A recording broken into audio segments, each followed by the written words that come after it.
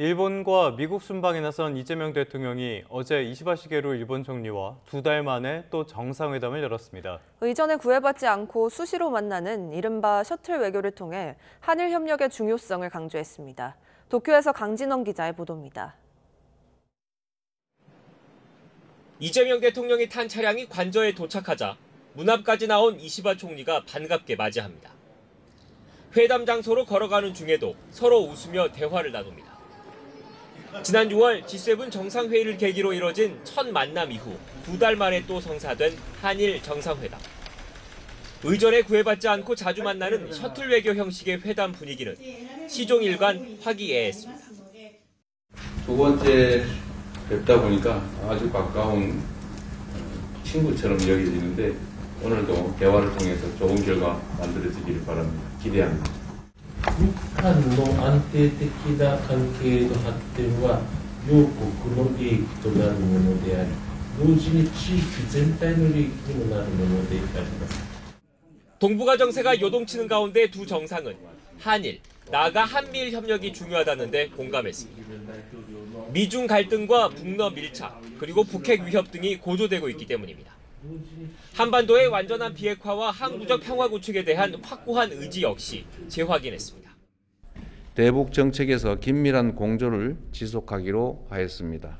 また核ミサイル問題を含む北朝鮮への対応についても議論をし、 미국의 통상 압박이 거센 상황에서 양국 간 전략적 소통이 필요하다는 데에도 의견을 모았습니다. 만찬 등 정상 내외가 함께 참여한 별도의 행사도 마련해 친분을 쌓았습니다. 이재명 대통령은 일본 방문 이튿날 일본 정계 주요 인사 등을 만나 양국 간 현안에 대한 의견을 나눈 뒤 한미 정상회담이 열리는 미국으로 떠납니다. 도쿄에서 YTN 강진원입니다. 한일 양국이 정상회담 결과를 공동 발표문으로 내놓은 건 17년 만입니다. 이번 발표문엔 이시바 총리가 과거사 문제에 대한 반성을 명시한 이른바 김대중 오부치 선언을 계승한다는 문구가 담겼습니다. 홍민기 기자입니다. 양국 정상은 113분에 걸친 정상회담 끝에 합의한 내용을 공동 언론 발표문에 담았습니다. 두 나라가 정상회담 결과를 공동 문서로 발표한 건 지난 2008년 이명박 전 대통령의 일본 방문 뒤 17년 만입니다. 특히 이번 발표문엔 이시바 총리가 지난 1998년 21세기 새로운 한일 파트너십을 포함해 역대 내각의 입장을 전체적으로 계승한다는 문구가 담겼습니다. 이른바 김대중 오부치 선언으로 불리기도 하는 이 선언은 일본이 식민 지배를 공식 사죄한 첫 사례로 꼽힙니다. 다만 이시바 총리는 회담 직후 공동 언론 발표에서는 이를 직접 거론하지 않은 만큼 에둘러 사과하는 방법을 택했다는 해석이 나왔습니다. 日韓の間では幅広い交流が着実に積み重ねられております。同時に隣国であるがゆえに難しい問題も存在しておりますが、一貫した政策を取ってまいります。 애초 이번 회담은 한미 정상회담을 앞두고 긴박하게 추진된 만큼 우리 대통령실도 과거사 문제를 깊게 다루기는 어렵다고 보는 기류였던 것으로 알려졌습니다. 다만 경제 안보 등 현안에서 일본과 선순환 구조가 쌓이면 이를 바탕으로 과거사 문제도 유연하게 해결할 수 있다는 게 우리 정부의 기대입니다. 양국 정상은 저출산 고령화, 지방균형 발전 등 공통으로 겪고 있는 사회 문제에 대해선 공동협의체를 구성해 함께 대응하기로 했습니다. 정책 경험을 공유하며 해결 방안을 함께 모색하기 위해 당국 간 협의체를 출범시키기로 하였습니다. 경제 분야에선 수소, 인공지능 등 미래 산업 협력을 확대하고 워킹홀리데이 참여 횟수 등 인적 교류도 더욱 늘려가기로 뜻을 모았습니다. YTN 홍민기입니다. 아무래도 더 관심이 가는 건 이틀 앞으로 다가온 한미 정상회담입니다. 우리 정부는 한미 조선 협력을 강조하면서 원자력 협정 개정과 전략적 유연성, 시장 개방 등 양국 간 입장차를 줄이는 데 집중하고 있습니다. 뉴욕을 연결해 자세한 소식 알아보겠습니다. 이승윤 특파원.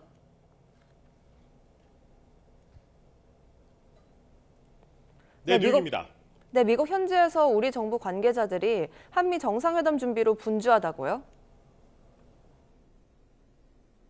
네, 그렇습니다. 주말에도 우리 정부 관계자들은 한미 무역 협상 타결의 주역이었던 이 조선 협력을 강조하며 양국 간 우위를 다지기 위한 준비에 한창입니다.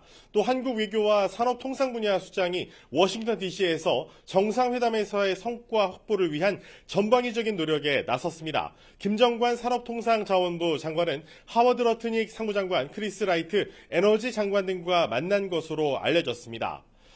여한구 산업부 통상교섭본부장도 제이미슨 그리어 미 무역대표부 USTR 대표와 회동했습니다.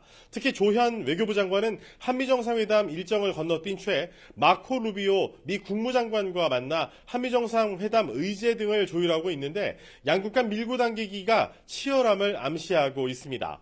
우리 정부 입장에선 핵연료 재처리와 우라늄 농축 허용을 가능케 하는 한미 원자력 협정 개정에 공을 들이고 있지만 이는 역대 미국 정부가 핵무기 비확산 기조에서 선을 그어왔던 사안입니다.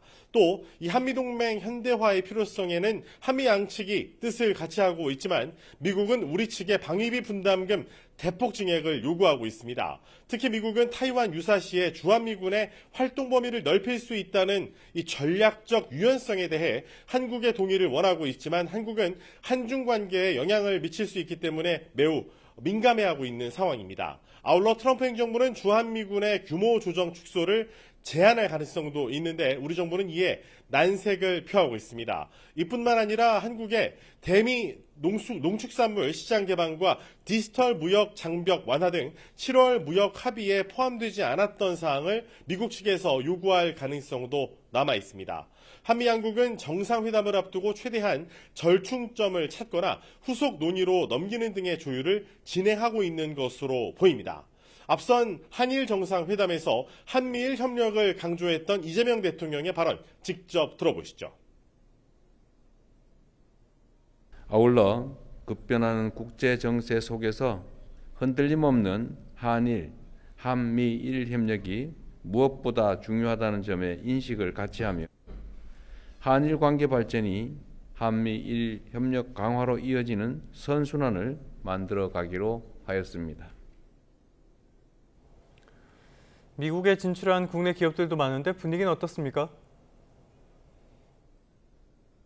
네, 제가 어제도 한국 기업 관계자들과 만나봤는데요. 15%로 확정된 한국에 대한 이 관세와 품목별 고유 관세 때문에 고심이 깊어지는 모습이었습니다. 한 식품업계 관계자는 조만간 미국 내 수출되는 이 제품의 가격을 관세로 인해서 8% 이상 인상하는 게 불가피하다고 말했습니다. 가전업계도 철강 관련 제품에 대한 미국의 고율의 이 품목별 관세 때문에 미국 현지 생산을 늘리는 문제로 고민하고 있었습니다. 한미양국은 지난달 합의 때 3,500억 달러, 우리 돈 485조 원 규모의 대미 투자 펀드 조성에 합의했고 이번에 한국 기업들의 대규모 대미 투자 계획도 발표한다는 계획입니다. 양측 합의가 이렇게 원활하게 이뤄질 경우에는 한미 정상회담의 성과는 공동 성명을 포함한 공동의 발표문에 반영될 것으로 보입니다. 하지만 트럼프 대통령은 정상회담 이후 양국 간 조율을 거쳐서 공동의 문서를 내기보다는 SNS를 통해서 본인이 부각하고 싶은 내용을 중심으로 일방적으로 공개하는 경우가 많아서 불확실성은 여전히 매우 큰 상황입니다. 지금까지 뉴욕에서 YTN 이승윤입니다. 이번 한미 정상회담엔 국내 대표 기업 총수를 포함한 재계 대표단이 경제 사절단으로 동행합니다. 정부가 관세 협상 과정에서 미국에 약속한 3,500억 달러 투자와 별개로 추가 투자 보따리를 풀 것으로도 관측됩니다. 최두희 기자입니다. 이재명 대통령의 첫 한미 정상회담 경제사절단에는 재계 인사가 대거 포함됐습니다. 우선 대한상공회의소 회장을 맡고 있는 최태원 SK그룹 회장과 이재용 삼성전자 회장, 정의선 현대차그룹 회장, 구광모 LG그룹 회장까지 4대 그룹 총수들이 모두 동행합니다. 이에 더해 박지원 두산에너빌리티 회장과 서정진 셀트리온그룹 회장, 이재현 CJ그룹 회장 등도 이름을 올렸습니다. 이들 모두 반도체, 자동차, 조선, 원전 등 국내 주력 산업을 대표하는 동시에 미국 현지 사업을 강화하고 있는 기업을 이끌고 있습니다. 이번 미국 방문에 동행하는 기업인들이 현장에서 실질적인 성과를 많이 만들어 달라 당부했습니다. 정부가 한미 관세 협상 과정에서 미국에 약속한 3,500억 달러 규모 투자와 별도로 일부 기업들이 추가 투자 계획을 밝힐 가능성도 있습니다. 이지용 회장의 삼성전자는 텍사스주 테일러 공장의 증설 계획을 밝힐 것으로 관측됩니다. 최태원 회장의 SK그룹은 SK하이닉스가 인디애나주에 차세대 고대역 폭 메모리 생산을 위한 반도체 후공정 공장 건설을 준비 중입니다. 조선업 협력 사업인 이른바 마스가 프로젝트의 주인공인 김동관 한화그룹 부회장과 정기선 HD 현대 수석 부회장은 프로젝트의 구체적 계획을 제시할 가능성이 점쳐집니다. 앞서 정의선 회장의 현대차는 지난 3월 2028년까지 미국에 210억 달러를 투자한다는 계획을 발표했습니다. 일부 기업의 깜짝 투자 발표 가능성이 제기되는 가운데 이번 정상회담을 계기로 미국의 관세 정책에 따른 불확실성이 해소될 수 있을지도 주목됩니다. YTN 최두입니다. 네, 이번엔 국회로 가보겠습니다. 윤석열 정부에서 제2요구권 행사로 폐기됐던 노란봉투법이 여권의 주도로 국회 본회의에 상정됐습니다. 국민의힘은 무제한 토론에 돌입했지만 민주당이 다수 의석을 보유한 만큼 오늘 토론 종결과 법안 통과가 예상됩니다. 윤웅성 기자가 보도합니다. 주말 아침 여야 의원들이 국회 본회의장에 모였습니다. 노동조합 및 노동관계조정법 일부 개정 법률안 대안을 상정합니다. 이른바 노란봉투법, 윤석열 정부에서 거부권 행사로 폐기된 쟁점 법안 가운데 하나입니다. 사용자 개념을 확대해 하청에 대한 원청의 책임을 강화하고 노조의 합법 파업에 대한 사측의 손해배상을 제한하는 내용이 핵심입니다. 재계는 법안이 통과되면 경영권이 약화될 거라고 우려하지만 민주당은 원청과 하도급 노동자 상생을 위해 꼭 필요한 법이라고 입법 당위성을 거듭 부각했습니다. 불법 다단계 하도급 구조는 우리 사회를 병들게 하고 젖먹는 구조로서 이제는 그 고리를 끊어내고 거액의 손해배상 청구로 근로자 합법적 쟁의 행위가 위축되는 현상을 막을 수 있다고도 강조했는데 국민의힘은 강력 반발했습니다. 불법 파업을 조장해 결과적으로 기업을 해외로 내쫓는 효과를 부를 거라며 즉각 무제한 토론, 필리버스터에 돌입했습니다. 그동안 민주노총이 노란봉투법을 입법 최우선 과제로 꼽아왔다며 정부가 대선 청구서를 받은 셈이 아니냐고 꼬집기도 했습니다. 아예 공장을 미국이나 해외로 가져간다는 거죠. 청구서죠, 청구서. 앞선 방송 3법과 마찬가지로 필리버스터 24시간이 지나면 재적 의원 5분의 3 이상 동의로 강제로 토론을 끝낼 수 있는데 법여권 의석수가 충분한 만큼 오늘 강제 종료와 법안 통과가 이어질 전망입니다. 이후 곧바로 자산 2조 원 이상의 상장 회사에 집중 투표제와 감사위원 분리선출 의무화 등을 담은 이른바 더 센 상법 개정안이 상정될 예정입니다. 두 법안을 끝으로 이달 초부터 쟁점 법안 처리를 두고 이어진 여야 대치는 잠시 숨고르기에 들어갑니다. 하지만 특검법 개정안 카드와 위헌정당 해산 문제 등 뇌관이 여전한 만큼 살얼음판 전국은 당분간 계속될 거란 관측이 지배적입니다. YTN 윤웅성입니다. 앞서 보신 것처럼 이 노란봉투법은 오늘 국회 본회의 문턱을 넘어설 가능성이 큽니다. 사회적 비용이 커질 것이라는 우려의 목소리도 나오는데요. 어디까지 사실로 볼 수 있는지 김주영 기자가 보도합니다. 노동조합법 2, 3조 개정안의 본회의 통과를 앞두고 경제계를 중심으로 반발이 큽니다. 노사 분규는 물론 불법 파업이 증가할 것이고 그 책임도 물을 수 없는 등 기업 활동하기 어려운 사회가 될 것이란 취지입니다.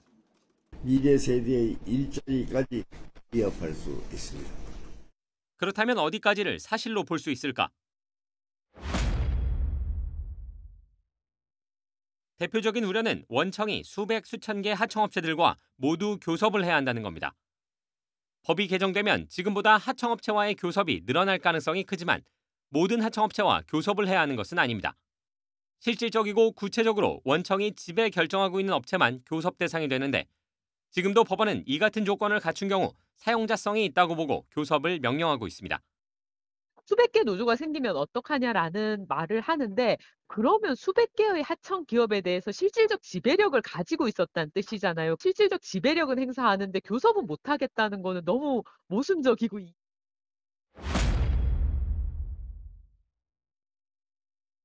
불법 파업의 모든 책임을 면제해주는 것이라는 우려의 목소리도 큽니다.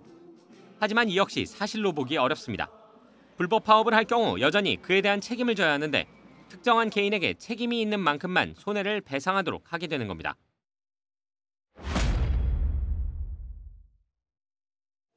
해외 공장을 설립한다는 이유로 파업이 진행될 가능성도 남아 있습니다. 국내 생산이 줄어 고용에 영향을 미쳤다고 주장할 수 있기 때문입니다. 다만 이 역시 장래에 영향이 있을 가능성 정도로 노동쟁의에 들어갈 수는 없고 현실적으로 그 영향이 구체화됐을 때 가능한 부분입니다.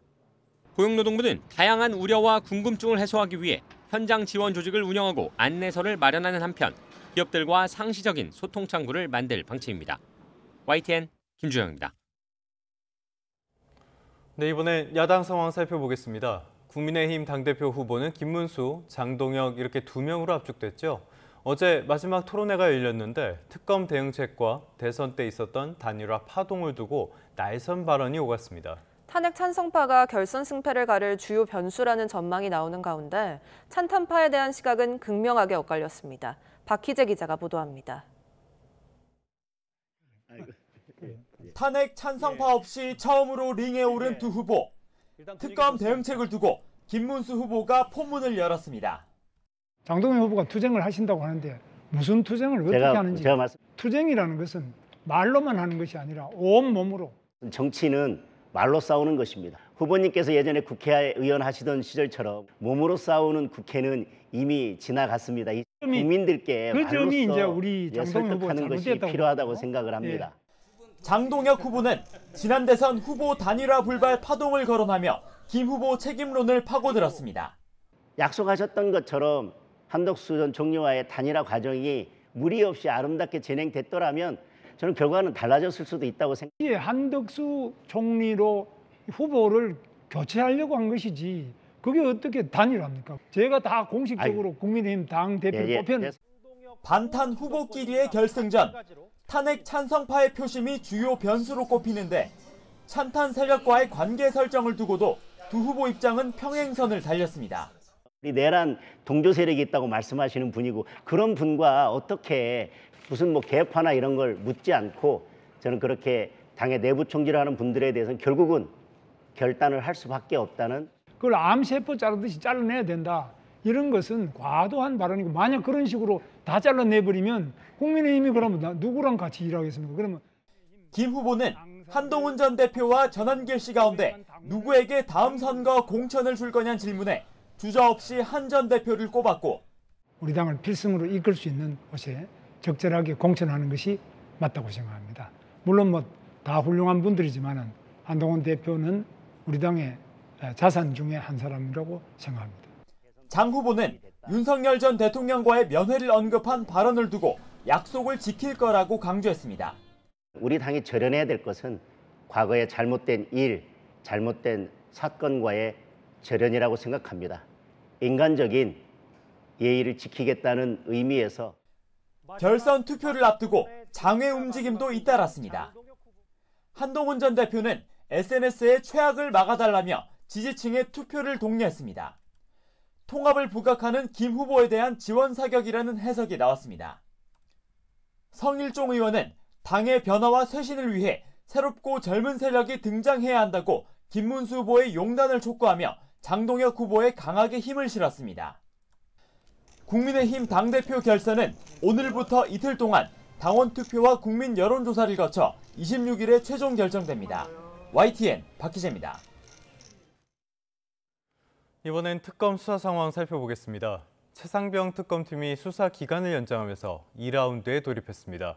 의혹의 정점은 역시 윤 전 대통령 부부인데요. 언제 조사가 이루어질지가 최대 관심사입니다. 임예진 기자입니다.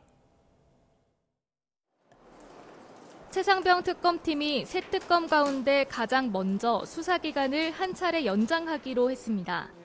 이로써 오는 30일까지였던 수사 기한은 다음 달 29일까지로 늘어납니다. 아직 압수물 분석 및 추가 조사가 필요한 사항들이 상당 부분 남아있고 참고인 및 피의자로 불러 조사해야 할 대상자가 많이 남아있어서 50여일 동안 숨가쁘게 달려왔던 특검 수사는 이제 반환점을 돌았습니다. 이른바 VIP 경로설은 실체를 어느 정도 밝혀내며 성과를 거뒀습니다. 김태효 전 국가안보실 1차장은 국가안보실 회의에서 윤 전 대통령이 화내는 걸 봤다며 기존 입장을 뒤집었고, 조태용 전 국정원장도 2년 만에 VIP 경로를 목격했다고 실토했습니다. 당시 회의 참석자 7명 가운데 윤 전 대통령과 김용현 전 장관을 제외한 인원 모두 경로가 있었다고 인정했습니다. 심지어 임기훈 전 국가안보실 국방비서관은 이종섭 전 국방부 장관과 신범철 전 차관, 박진희 전 군사보좌관, 김계환 전 해병대 사령관 등 4명에게 이 사실을 전했다고 진술하기까지 했습니다. 특검 수사는 이제 이종섭 전 국방부 장관 호주 대사 임명 관련 범인 도피 의혹과 구명로비 사건으로 뻗어가며 2라운드에 접어든 모습입니다. 외교부 청사 압수수색에 이어 이 전 장관 귀국 명분을 만들려 급조했다는 의혹이 불거진 방산협력 공관장 회의 조사를 위해 당시 법무부와 외교부 관계자들을 줄줄이 소환했습니다. 신범철 전 국방부 차관이 포렌식 참관을 위해 특검에 출석하기도 했는데 신 전 차관과 이종섭 전 장관의 특검 조사가 얼마 남지 않았다는 관측도 나옵니다. 하지만 임성근 전 해병대 1사단장을 수사선상에서 제외하기 위한 불법 청탁이 있었다는 구명 로비 수사는 상대적으로 진척이 더딘 상태입니다. 특검팀은 멋쟁 해병 대화방 참여자들의 통신 기록을 살펴보고 있는데 압수물 분석을 마치는 대로 대화방 구성원들을 상대로도 조사를 이어갈 예정입니다. 특검 수사의 최종 결승선은 결국 윤석열 전 대통령 부부. 다른 두 특검이 두 사람의 신병을 확보하고 선제적으로 조사에 나선 가운데 최상병 특검이 언제 이들을 소환할지 관심이 모입니다. YTN 임혜진입니다. 김건희 씨는 구속된 이후에 특검 조사에는 출석하면서도 줄곧 진술은 거부하고 있습니다. 동시에 건강이 좋지 않다는 점을 강조하고 있는데요. 보석을 청구하려는 포석이 아니냐는 분석이 나옵니다. 이경국 기자입니다. 특검에 구속된 이후 김건희 씨는 사실상 입을 굳게 닫았습니다. 지난 14일과 18일, 21일까지 모두 3차례에 걸친 소환 조사에서 김 씨는 대부분 진술 거부권을 사용했습니다. 피의자는 대부분의 피의 사실에 대하여 진술 거부권을 행사하였고, 특검이 소환할 때 최대한 맞춰나가 돼 피의자의 보장된 방어권을 활용해 앞으로 진행될 재판을 대비하겠다는 변호인단 나름의 전략인 셈인데 불구속 재판을 위한 포석 아니냐는 분석도 나옵니다. 김 씨가 재판에 넘겨진 뒤에 보석을 청구할 거라는 전망입니다. 김 씨는 특검 출범 직전 우울증으로 입원 치료를 받았고 구속된 이후로도 변호인단은 건강 상태가 좋지 않다는 걸 언론에 적극적으로 전하고 있습니다. 또 특검의 소환 통보에 건강상 이유를 들어 2차례나 일정을 연기했고 김 씨가 직접 자필로 쓴 사유서를 내기도 했습니다. 첫 조사를 마친 뒤에는 김 씨가 부부가 동시에 구속된 상황에 대해 한탄하는 내용의 언급이 있었다며 변호인단이 언론에 공개했습니다. 특검의 1차 기소 이후 김 씨가 보석을 청구할 거라는 분석이 나오는 배경으로 꼽힙니다. 보석을 청구하더라도 서희건설 측의 자수서로 드러난 일명 나토목걸이 거짓 해명 논란을 포함해 증거를 없앨 우려가 있고 아직 수사 대상이 많이 남았다는 점은 김 씨 측에 불리할 수밖에 없습니다. 특검 수사에 대한 협조와 비협조, 둘의 경계를 넘나드는 김건희 씨의 전략이 남은 수사와 재판에는 어떤 영향을 미칠지 주목됩니다. YTN 이경국입니다. 남북관계 살펴보죠. 북한은 최근 우리 측의 관계 개선을 위한 조치를 기만극이라고 비난하면서 적대적인 메시지를 쏟아내고 있습니다. 겉과 속이 다르다고 주장하면서 이중성을 지적한 건데요. 정작 북한 스스로 이중성을 드러낸 것이라는 지적도 나옵니다. 이종원 기자입니다. 최근 북한이 내놓은 대남 메시지의 핵심은 기만으로 요약됩니다. 지난 14일과 20일 잇따라 김정은의 동생 김여정 입을 통해 이재명 정부의 긴장 완화 조치를 기만극이라고 깎아내렸습니다. 겉으로는 화해 협력을 말하면서도 여전히 북한군을 적으로 규정하고 한미연합훈련을 포기하지 않는다고 비판하며 서울 당국자들의 이중 인격을 역력히 투영해준다고 주장했습니다. 광복절을 전후에 이어진 이 대통령의 대북 화해 메시지에 대한 사실상 김정은의 답변입니다. 획기적이고도 급속한 변화와 핵무장화의 급진적인 확대를 요하고 있다고 말씀하셨습니다. 그러나 이 같은 북한의 주장은 오히려 북한 정권의 이중성을 도드라지게 한다는 지적이 나옵니다. 남과 북이 서로 제갈길 가자며 두 국가론을 선언했지만 역설적으로 대남 적대 정책이 본심이란 걸 자인하고 있다는 얘기입니다. 자신들은 그 외형상으로는 뭐 주권 평화를 외치지만 실질적으로는 적대 정책을 그대로 두고 있다. 그런 측면에서 오히려 북한 정권의 이중성을 드러내고 있는 것이 아니겠냐. 북한의 이 같은 모순적 주장은 주도권을 잃지 않기 위한 조급증에서 비롯됐다는 분석도 나옵니다. 한미 정상회담은 물론 향후 에이펙 등을 계기로 이재명 정부의 화해 협력 정책에 대한 국제사회의 지지가 확산할수록 입지가 더 좁아질 수 있기 때문입니다. 몇 가지 변수가 있으니까 북한도 나름대로 자기 입장을 빨리빨리 밝히고 있다라고 판단이 되는데요. 일단 가장 큰 거는 역시 한미 정상회담을 앞두고 자신들의 입장을 좀 밝힐 필요가 있다. 곧 열릴 한미 정상 간의 만남이 새 정부 초기 남북 관계에 큰 영향을 미칠 것으로 보이는데 북한의 셈법을 넘어선 대북 메시지가 발표될지 관심입니다. YTN 이종원입니다. 국내 유일의 국방연구개발기관인 국방과학연구소가 창립 55주년을 맞았습니다. 총 한자로 못 만들던 나라에서 주요 방산 국가로의 도약을 이끈 연구소의 여정과 과제를 나혜인 기자가 짚어봤습니다. 10개 나라에 수출된 K9 자주포부터 K2 흑표전차, 한국형 패트리어 천궁2까지 국방과학연구소가 개발해 해외 시장 개척에 성공한 대표적 국산 무기입니다. 1970년 국립기관으로 창설된 국방과학연구소는 55년 만에 소총 한자로 못 만들던 나라를 세계 8위 국방기술 강국으로 끌어올렸습니다. 어느덧 23개 나라가 우리 무기를 쓰겠다고 나섰고 계약 수주 금액은 60조 원을 돌파했습니다. 폴란드 땅에서 K2 전차는 그 성능 이상의 의미를 가질 뿐만 아니라 폴란드를 지키는 굳건한 수호신이 될 것으로.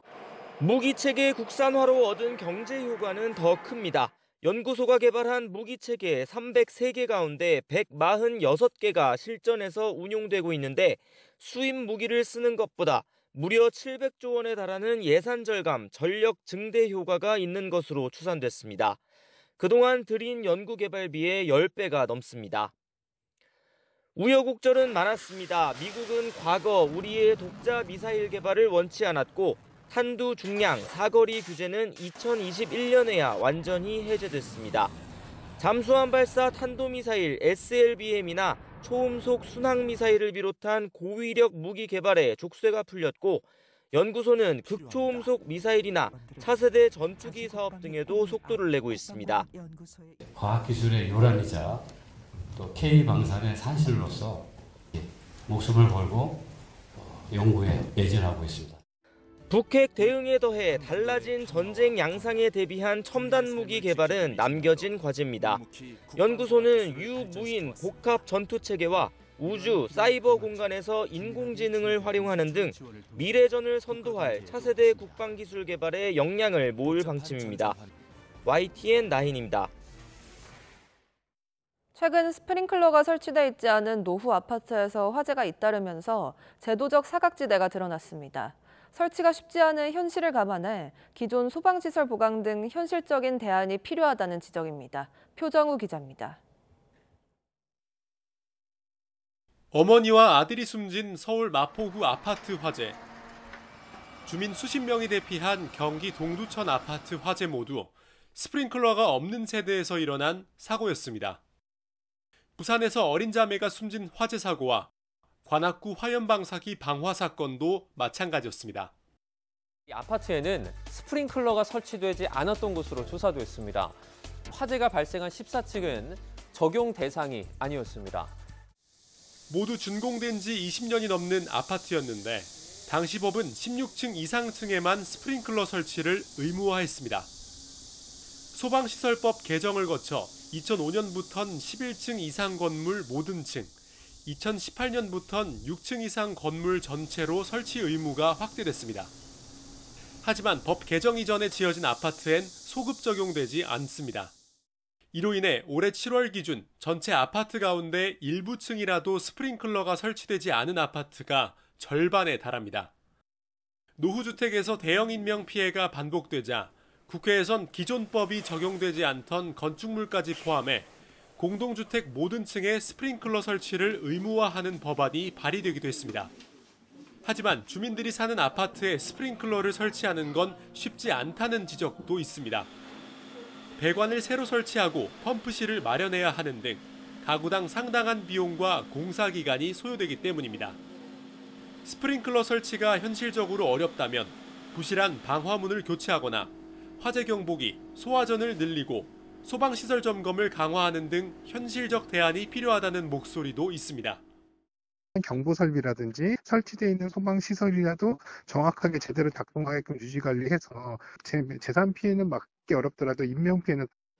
정부나 지자체에서 법의 사각지대에 있는 건물의 스프링클러 설치나 소방시설 강화를 유도하기 위한 지원책을 고민해야 한다는 지적도 나옵니다.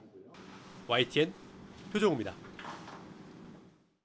패스트푸드점과 콘서트장, 백화점에 폭발물을 설치하겠다는 테러 협박 예고글이 잇따라 등장해 작성자가 검거되는 일이 반복되고 있습니다.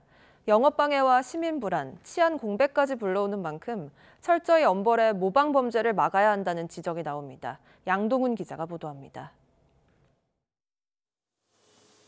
검은 옷을 입고 고개를 푹 숙인 남성이 양팔을 붙들린 채 승합차에 오릅니다. 경기도 수원의 한 패스트푸드점에 폭발물을 설치했다는 협박글을 SNS에 올리고 마치 그를 목격한 사람인 것처럼 가장해 경찰에 신고한 20대 A씨가 구속됐습니다. 폭파 게시글 올린 이유가 있습니까? 왜 신고 자작극 벌였습니까? A씨와 비슷한 테러 협박은 끊이지 않고 반복되고 있습니다. 최근에는 오는 11월 가상 아이돌 그룹의 콘서트가 예정된 고척돔에 폭발물을 설치하겠다는 글을 올린 20대 남성이 검거됐습니다.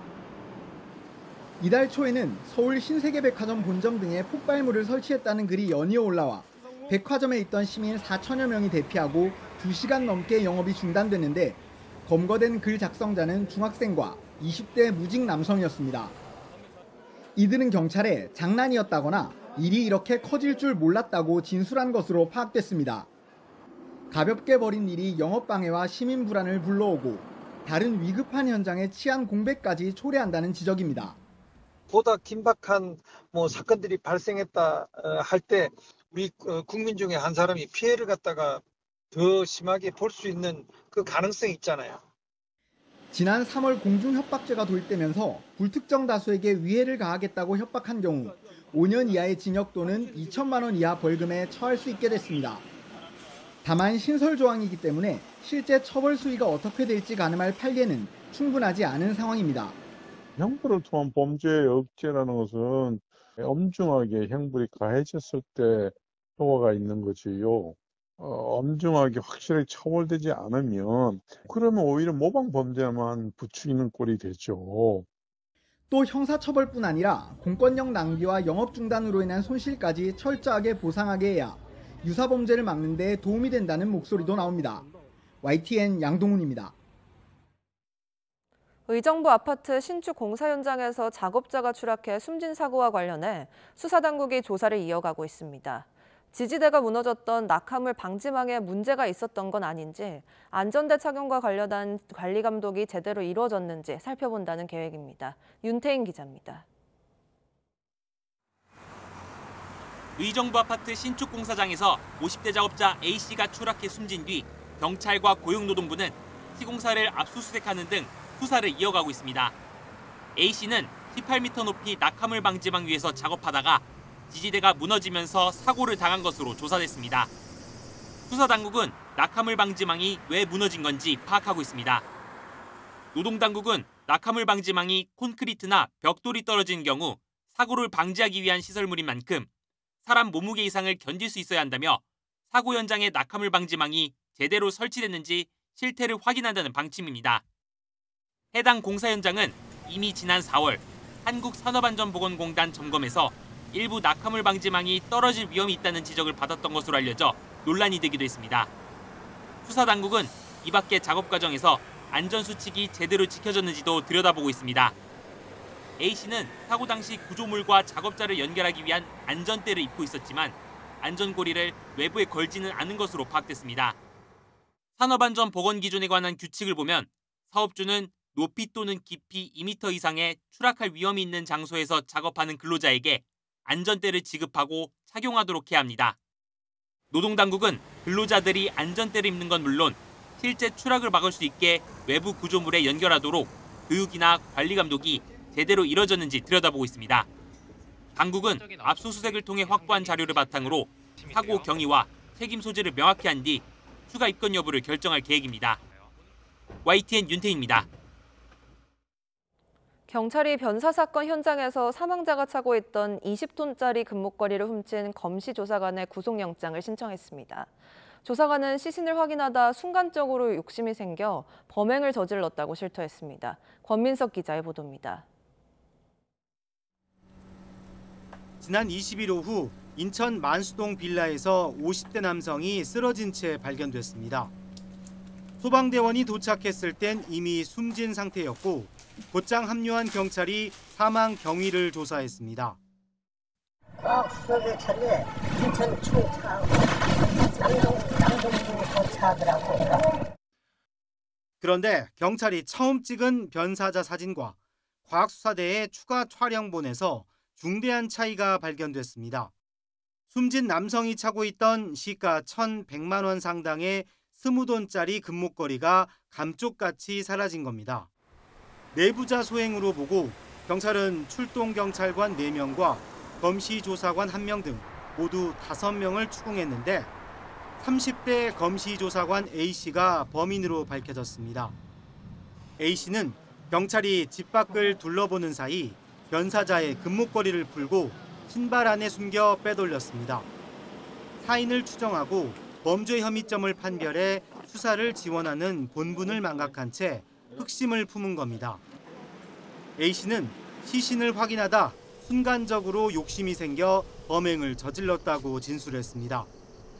경찰은 사안의 중대성을 고려해 A씨의 구속영장을 신청하고 자택 싱크대에 숨겨놓은 목걸이를 찾아내 압수 조치했습니다. YTN 권민석입니다. 경남에 폭우가 내린 지 한 달이 넘었지만 특히 피해가 큰 산청 지역은 여전히 물난리의 상처가 남아 있습니다. 지자체는 대규모 피해 복구를 확정하고 수해 복구에 나서기로 했습니다. 임형준 기자가 현장 취재했습니다.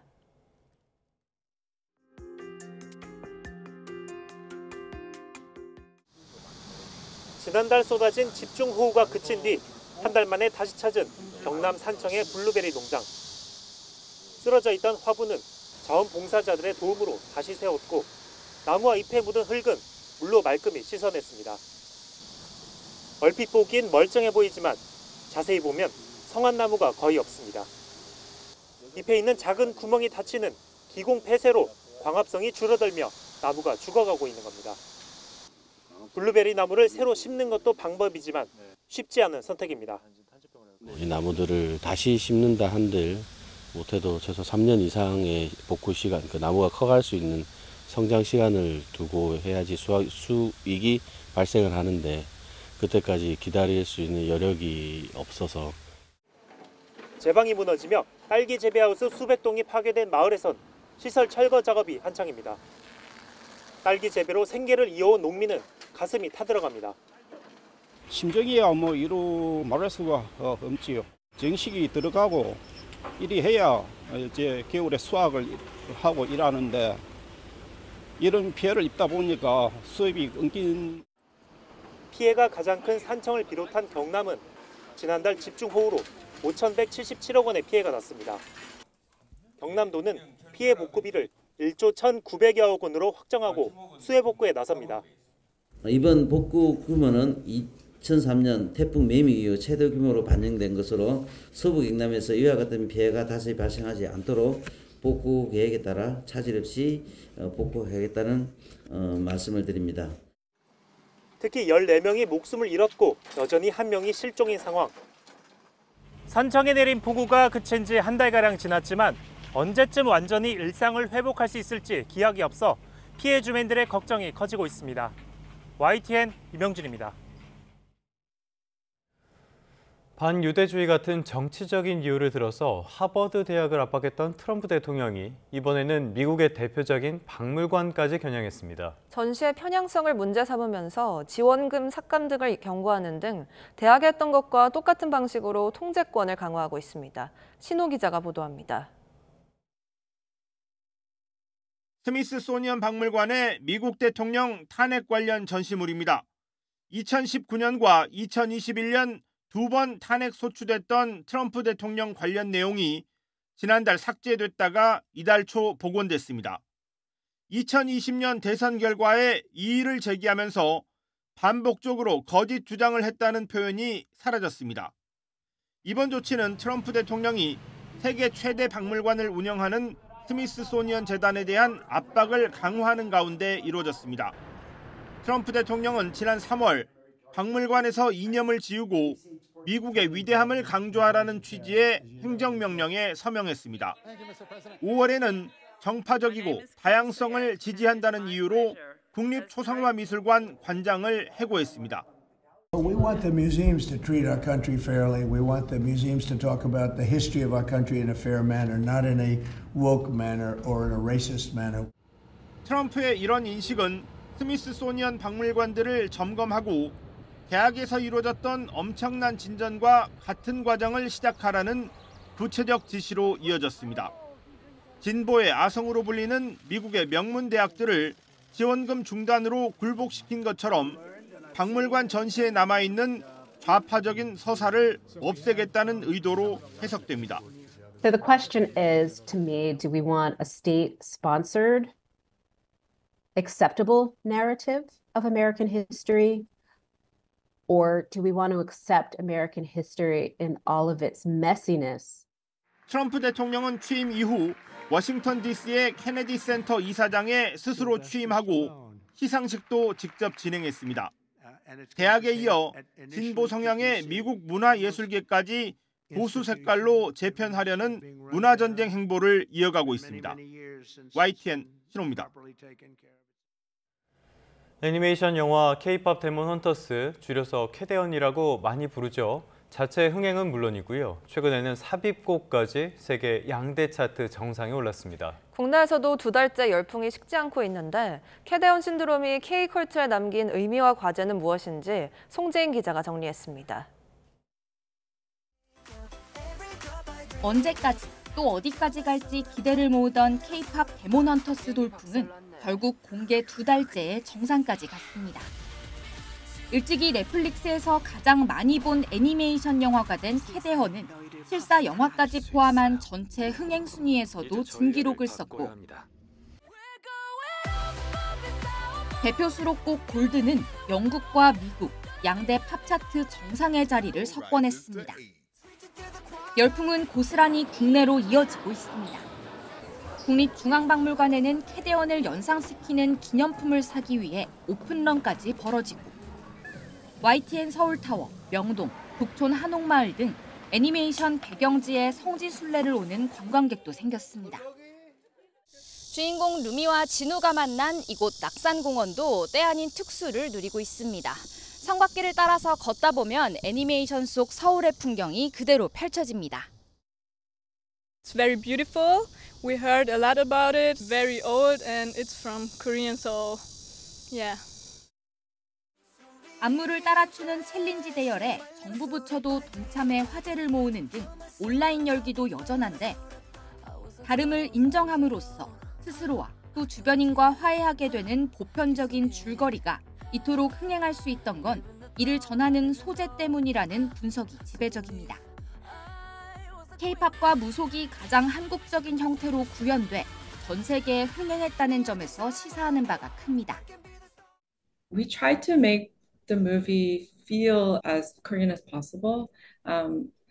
And one way to do that was to, in every scene and every design aspect, add in Korean elements. 무엇보다 K-팝은 이제까지 세계적인 결실을 거두더라도 일회성 성과가 아니냐는 의심을 안팎에서 받아왔습니다.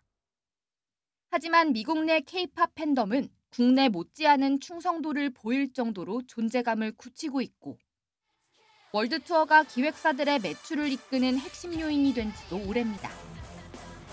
비로소 우리 문화의 가능성에 대한 의심을 거둘 수 있게 된 지금, 전문가들은 K-팝 업계가 나아갈 방향도 재정립돼야 한다고 말합니다.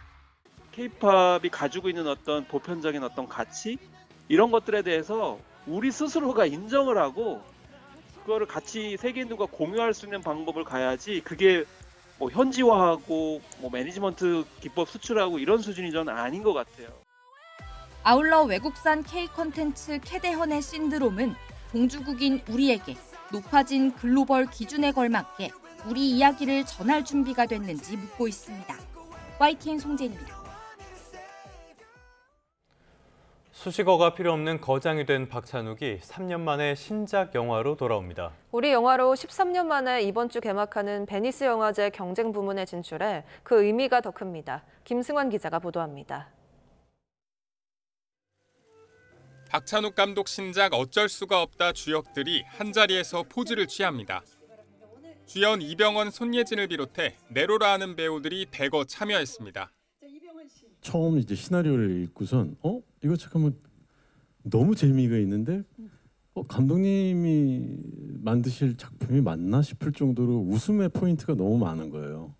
너무나 강렬한 서사의 이야기였고 책을 딱 덮고 이걸 내가 하는 게 맞는 건가? 라는 생각이 들면서도 이걸 안 하면 안 될 것 같아. 해고를 도끼질한다 온다면서요. 해고를 당한 뒤 잔인하고 비상식적인 선택을 하게 되는 가장. 이 어쩔 수 없는 선택들에 박찬욱 감독 특유의 미장센을 가미해 슬프게 웃긴 스릴러가 탄생했습니다. 이것을 내가 만든다면 더 슬프게 웃긴 그런 유머가 많이 살아날 수 있겠다는. 이 영화는 이번 달 말에 시작하는 제82회 베니스 영화제 경쟁 부문에 초청됐습니다.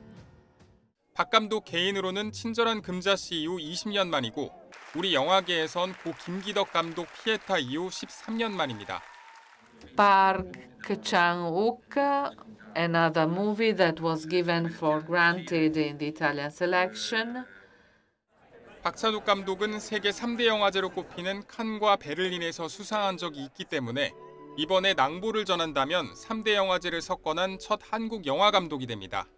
제가 만든 영화들 여러 편이 전부 굉장히 염세적인 세계관을 갖고 있어 보인다고 그러더라고요. 그래서 염세주의자로서 한마디 하자면 이제 내 인생에는 내리막길만 남았구나.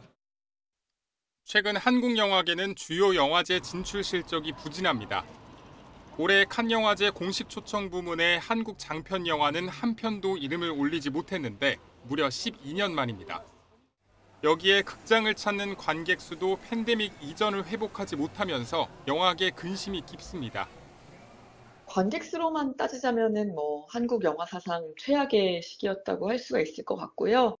문제는 이제 이 상황이 언제까지 계속될지 극복이 될지 알 수 없다는 것입니다. 최근 윤가은 감독이 북미 최대 영화제 토론토 영화제 경쟁 부문에 진출한 건 그나마 성과로 꼽힙니다. 한국 감독으로는 처음입니다. 다만 차세대 충무로를 책임질 감독 풀 자체가 부족한 데다 이를 뒷받칠 만한 투자 역시 크게 줄었습니다. 아직도 박찬욱 아니면 봉준호냐는 자기 반성이 10년 넘게 반복되는 한국 영화의 현실이 더욱 뼈아프게 다가옵니다. YTN 김승환입니다. 우리나라의 대표 전차인 K2 전차에 들어가는 양압장치 등 주요 기술을 빼돌린 장비업체 관계자들이 1심에서 실형을 선고받았습니다. 수원지방법원 평택지원은 방위사업법 위반 등의 혐의로 기소된 장비업체 관계자 A씨에게 징역 2년 6개월을, B씨에게는 징역 1년 6개월을 각각 선고했습니다. 재판부는 사회적 가치를 고려할 때 비밀 유출 행위는 엄벌할 필요성이 크고 A씨 등이 사실을 부인하는 데다가 반성하는 태도 역시 보이지 않는다고 밝혔습니다. 길을 잃고 고속도로 터널에서 자전거를 타고 가던 노인이 경찰에 구조된 사실이 뒤늦게 알려졌습니다. 경기 북부경찰청 기동순찰대는 지난달 30일 서울 상계동에 있는 수도권 제1순환고속도로 수락산 터널에서 자전거를 타고 구리 방향으로 가던 70대 남성 A씨를 발견했습니다.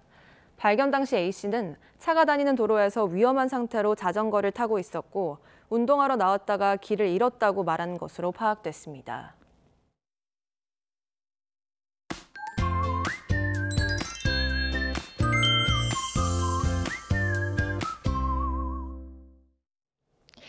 바로 어제가 절기 처서였는데요. 올해도 마법처럼 더위가 꺾인다는 이른바 처서 매직은 없겠습니다. 밤사이 서울 등 곳곳에 열대야가 나타났고요. 전국적인 폭염특보 속에 낮 동안 날이 무덥겠습니다.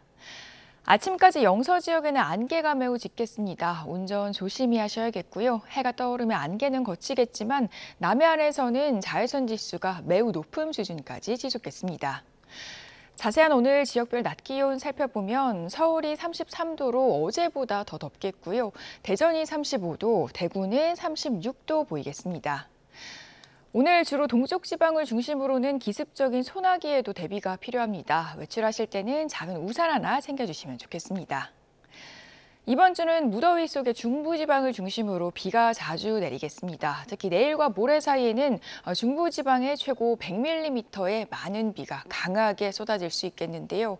이번에도 폭염 뒤 이어지는 폭우에 대비가 필요하겠습니다. 날씨였습니다. 네, 뉴스타트 1부 마무리하겠습니다. 잠시 후 2부가 이어집니다. 시청해주신 여러분 고맙습니다.